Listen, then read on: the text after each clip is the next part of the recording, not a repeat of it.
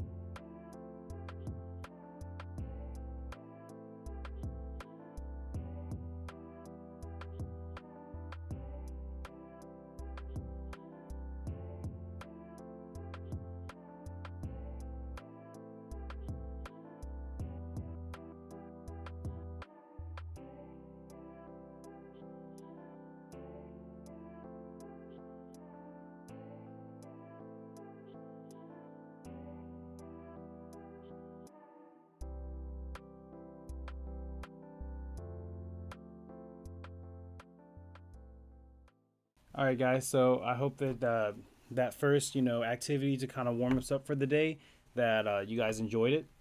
I know that I like being able to share things. It's good to talk about things. So our lesson for this week is going to be suicide and self-harm. All right. And I know, guys, we've heard these topics talked about a lot, whether it's amongst classmates, whether it's our teachers, our families, or just, maybe TV or something. You've heard the subject talked about a lot. I don't want there to be a negative, I guess you could say, dwelling over this. It is a heavy subject, so I just want to prepare you guys. So, starting off, empathy and sympathy. All right. We're going to get to understand the differences between these two. So, empathy is more or less, being able to put yourself in somebody else's shoes, whether they're happy, whether they're sad, they're angry, they're anxious, you've been there. So you're able to, to share that feeling and that emotion alike with them and to relate to them. Whereas sympathy, I guess you could say, you have compassion, you have understanding, but at the same time, it's more so focused on the sorrowful feelings. So, if somebody's, let's say somebody lost, an aunt or something like that, a family member, and you're like, well, I'm sorry for your loss, but at least they didn't suffer. Are you really connecting with them on the level of I understand where you're coming from, or are you just simply acknowledging that they're going through a hard time and, you feel a little bad for them in that area? Okay. So going on to our next slide, empathy as well. It comes in value of communication. If you have a lot of empathy, usually things, such as eye contact, you're focused on the person because you relate to it, you're interested, your posture, obviously if, and this is just, I'm not picking on anyone, but if someone's, sharing a heart-filled story with you and you're just kind of, slumped back, sitting back, with, no eye contact, no facial expressions or anything like that, the likelihood that you're expressing that you're feeling or understanding where they're coming from, it's not so much there. And then the example they have on the right, how to be sympathetic. You notice that this little figure over here with the bear is crying about the little bear being broken, his arm ripped off, and the person's just like, well, that's too bad. If they had empathy, they might be like, you know what?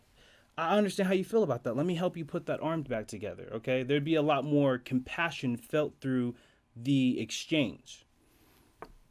So the next clip that I have you guys is a short clip that's going to help, if I didn't explain it well enough, this short clip should help wrap everything up.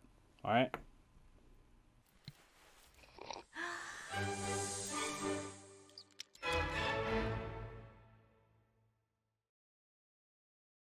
So what is empathy, and why is it very different than sympathy? Empathy fuels connection. Sympathy drives disconnection. Empathy, it's very interesting. Teresa Wiseman is a nursing scholar who studied professions, very diverse professions where empathy is relevant, and came up with 4 qualities of empathy. Perspective taking, the ability to take the perspective of another person or recognize their perspective as their truth. Staying out of judgment, not easy when you enjoy it as much as most of us do. Recognizing emotion in other people and then communicating that. Empathy is feeling with people. And to me, I always think of empathy as this kind of sacred space when someone's kind of in a deep hole and they shout out from the bottom and they say, I'm stuck, it's dark, I'm overwhelmed. And then we look and we say, hey, you can climb down. I know what it's like down here, and you're not alone. Sympathy is, ooh, it's bad, no, you want a sandwich? Empathy is a choice, and it's a vulnerable choice, because in order to connect with you, I have to connect with something in myself that knows that feeling. Rarely, if ever, does an empathic response begin with at least. Yeah. And we do it all the time. Because you know what? Someone just shared something with us that's incredibly painful, and we're trying to silver lining it. I don't think that's a verb, but I'm using it as one. We're trying to put the silver lining around it. So, I had a miscarriage. Oh, at least you know you can get pregnant. I think my marriage is falling apart. At least you have a marriage. John's getting kicked out of school. At least Sarah is an A student.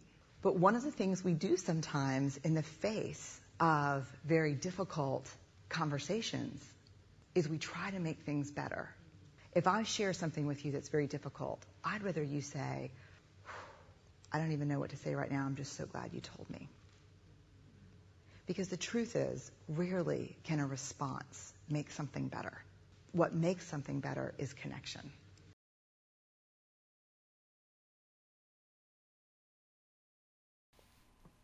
All right. So I hope that you guys, enjoyed that video and that it helped give you a better understanding and examples of what that looks like, between empathy versus sympathy. So we're going to break down to some definitions now. All right. So for our first definition, is self-harm, which is deliberately or intentionally harming the surface of your own body. It's usually not meant as a suicide attempt. It's more of a unhealthy coping strategy, for emotional pain, frustration, or intense anger. And sometimes that can also look like cutting or choking or even hitting themselves.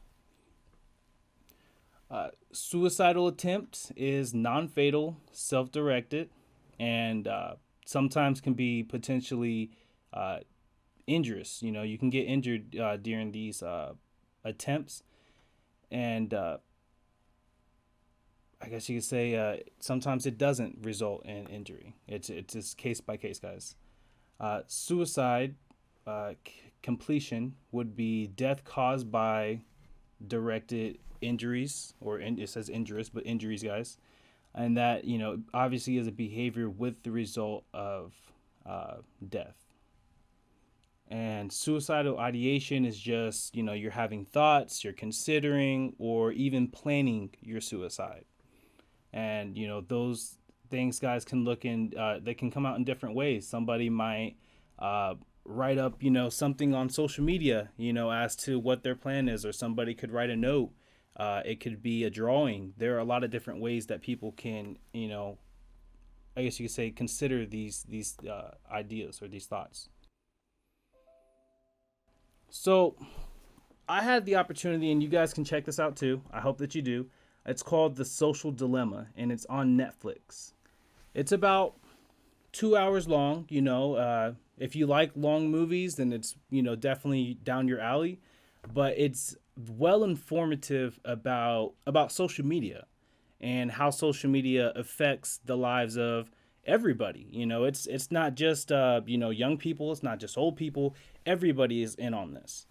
But however, social media, they explain it's been more directed towards the youth, okay? And this is kind of more so your era. So the social dilemma exposes how technology giants such as Google, YouTube, Instagram manipulate, or I guess you could say try to play tricks on human psychology to influence how we behave. So that's more or less saying that these big corporations that we all know about, I've got an example up there: Instagram, Facebook, Twitter, Pinterest, well, I wasn't gonna say SoundCloud, but Snapchat, Vine, like all these different things, guys. They all have a hand in how we behave in our everyday lives. So one thing I wanted to bring the point about this is, while I was, going through this movie, and I hope that you guys again check it out, it was talking about the death rates and suicide more specifically. And guys, on average, 123 people die a day by suicide. All right. And ultimately, in a year span, that usually results out to be about 44,000 people. All right. Now, in the grand scheme of things, 44,000 people might not sound like a lot. But when you think about, yourself and how deep and detailed and sensitive your life is, there's so much that goes into it. And you think about 44,000 other lives like that. That is a lot of life. That's a lot of people, who didn't make it. And that's, guys, that's a big deal. But why am I bringing this to point? Because, whereas I was growing up, social media was just barely being introduced to the playing ground, So for me personally, I didn't really grasp onto social media quite as heavily as, say, somebody after the year 2000 would have. And a lot of you guys, or pretty much all you guys sitting here right before me right now, you guys were born into an era of social media. You were born into an era where technology is really taking a climb. And things like this, such as social media, massively affect your day-to-day. It massively affects your culture. It affects how you think, how you feel. So this is something that I wanted to bring to point today. So one thing that they talked about, obviously, as I said before, was the suicide rates. And what really was alarming to me, and this is going to be a little word for word, guys, because I want to give you an example. So in 2018, there was 48,000 recorded suicides up from 42,000 in 2014, according to the CDC National Center for Health Statistics.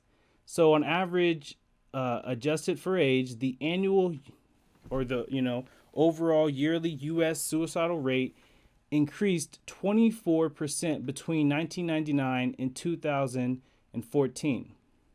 Okay, so I'm saying that right there, and I'm bringing up this chart now, and I want you guys to notice in the center where it's highlighted, it's highlighting in white, it says 2009, social media became available on the phone. All right, so why am I bringing this to point?